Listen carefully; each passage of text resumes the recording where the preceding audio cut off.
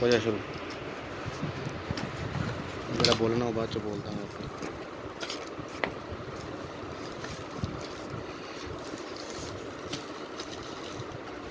वाह है एयरटेल का फाइबर पिछले दिखाई बैक ठीक है गुड यार ओके ਇਹਦੇ ਚ ਲੱਗੂ ਇਨਪੁਟ ਇਹਦੀ ਪਾਵਰ ठीक है ਜਿਹੜੀ ਸਪਲਾਈਸਿੰਗ ਕੀਤੀ ਆਪਾਂ हम्म। ਤੇ ਇੱਥੋਂ ਨਿਕਲਦੇ ਆ 4 ਲੈਨ ਦੇ ਪੋਰਟ एक ਚਾਰ लैंड ਅੱਗੇ ਕਨੈਕਸ਼ਨ ਚਲਾਣੇ ਆ ਤਾਂ अच्छा ਕੰਪਿਊਟਰ अच्छा ਲੈਪਟਾਪ ਜਿਹੜਾ ਤੁਸੀਂ ਕਹਿ ਰਹੇ ਸੀ ਉਹ ਹਾਂ ਐਕਸਟੈਂਡਰ ਜਿਹੜਾ ਤੁਹਾਨੂੰ ਹਾਂ, ਰਾਊਟਰ ਹਾਂ। ਦੱਸਿਆ ਹੈਗਾ ਠੀਕ ਹੈ ਇੱਥੇ ਲੈਨ ਟੈਲੀਫੋਨ ਵਾਲੀ ਕੇਬਲ ਲੱਗੂਗੀ ठीक है ਆਹ ਪਾਵਰ ਵਾਲਾ ਬਟਨ ਹੈ ਆਹ USB ਕੇਬਲ ਹੈ ਫਿਊਚਰ ਪਲਾਨਿੰਗ ਕਰ ਰਹੀ ਹੈ ਕੰਪਨੀ अच्छा मतलब हजे कितना नहीं ਹਜੇ ਕੁਝ ਹੈ ਨਹੀਂ ਇਹਦਾ ਬਾਕੀ और की कुछ ਹੁੰਦਾ ਇਹ ਇੱਕ ਇਹ ਚੱਲ ਲਾਈਨ ਕੇਬਲ ਆਂਦੀ ਛੋਟੀ ਮੀਟਰ ਹਾਂ। 1.5 ਮੀਟਰ ਦੀ ਠੀਕ ਹੈ ਇੱਕ ਇਹਦਾ ਹੋਗਾ ਅਡਾਪਟਰ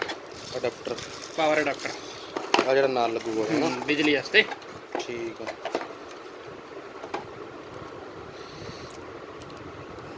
ਨਾ ਹੋਗਾ ਪਾਵਰ ਅਡਾਪਟਰ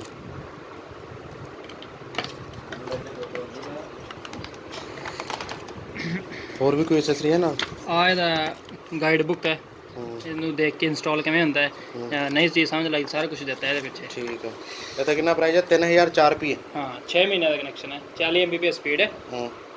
ਡਾਟਾ ਅਨਲਿਮਿਟਡ ਹੈ ਓਕੇ